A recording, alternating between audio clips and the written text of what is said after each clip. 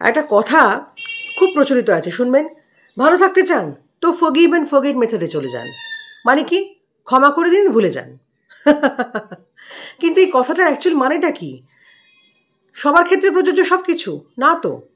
কাকে ক্ষমা করবেন, কাকে ক্ষমা করার কথা বলা হয় বলুন তো? এটা নিয়ে একটা পরিষ্কার ধারণা থাকাটা দরকার। কাকে ক্ষমা করতে বলা হয়? নাম্বার ওয়ান, যে ধরুন না বুঝে কোনো ভুল করে ফেলেছে, আপনি তাকে ক্ষমা করতে পারেন। সে জানতো না, প্রচুর মানুষ আছে, ভুলটা হয়ে গেছে, তাকে আপনি ক্ষমা করতে পারেন যদি সেটা ক্ষমার মতো কিছু হয়ে থাকে। আর কি? নিজেকে ক্ষমা করুন। নিজেকে ক্ষমা করার কথা বলা হয়। হ্যাঁ, বুঝলেন না? আর একটু স্পষ্ট করে বলি। ধরুন আপনাকে কেউ চিট করেছে, আপনি প্রতারিত হয়েছেন, আপনি ধোঁকা খেয়েছেন, আপনি একটা টক্সিক রিলেশনশিপে ঢুকে গেছিলেন প্রচণ্ড রকম মানসিক যন্ত্রণা পেয়ে, এবার আপনি বেরিয়ে এসেছেন। এই বেরিয়ে আসার পরে মানুষের একটা ফেজ থাকে, যখন মানুষ নিজেকে দোষারোপ করে, একটা গিল্ট ট্রিপে চলে যায়।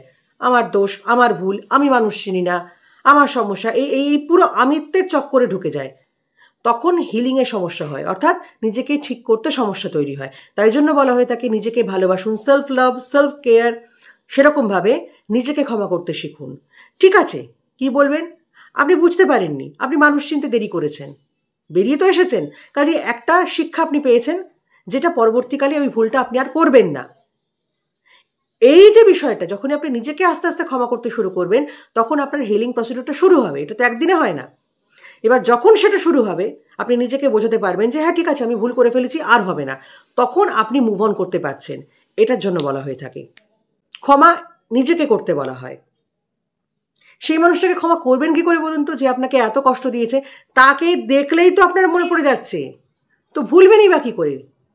আমাদের মেমোরি স্ট্রাকচার তো সেরকম নয় যে এই কথাটা বলে আমার না মনে থাকে না, আমি কিছু মনে রাখি না।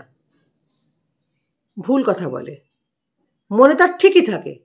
আর এই ধরনের মানুষের সাথে আপনি তাকে ক্ষমা করে দিয়ে কী করবেন? আবার তার সঙ্গে রিকানেক্ট করার চেষ্টা করবেন নিজেকে? তাহলে তো আবার ওই কষ্ট যন্ত্রণা ভোগ করবেন না।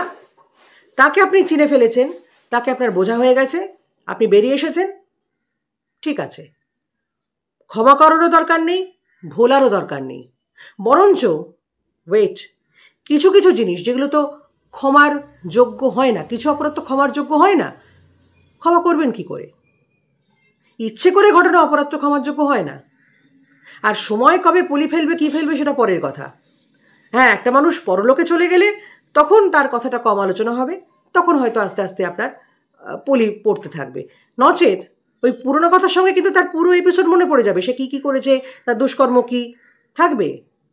আর এক দল মানুষ ভুলে যেতে পারে যাদের রোগ আছে ভুলে যাওয়া, নচেত কেউ ভুলে না। কারোর সঙ্গে একটা দুর্ব্যবহার হয়েছে, প্রচণ্ড অপরাধ হয়েছে, অন্যায় হয়েছে, সে ভুলবে কী করে? মেমোরি স্ট্রাকচারটাই তো সেরকম নয়। বরঞ্চ আমি বলবো ক্ষমা করার দরকার নেই, ভোলারও দরকার নেই। আপনার এই অপমানগুলোকে আপনি ফুয়েল বানান এবং সেটাকে নিয়ে এমন একটা পর্যায়ে পৌঁছন যাতে আপনি সময় মতো সেই লোকটাকে যোগ্য জবাব দিতে পারেন। এটা দরকার আছে, এটাই বলা হয়। তারপরে আপনি তাকে মনে রাখবেন কি না রাখবেন পরের কথা। আপনি ওই জবাবটা দেওয়ার জন্য তাকে ওইটুকু সময় পর্যন্ত মনে রাখুন। আর অযথা ভুলতেই বা যাবেন কেন? ক্ষমাই বা করতে যাবেন কেন?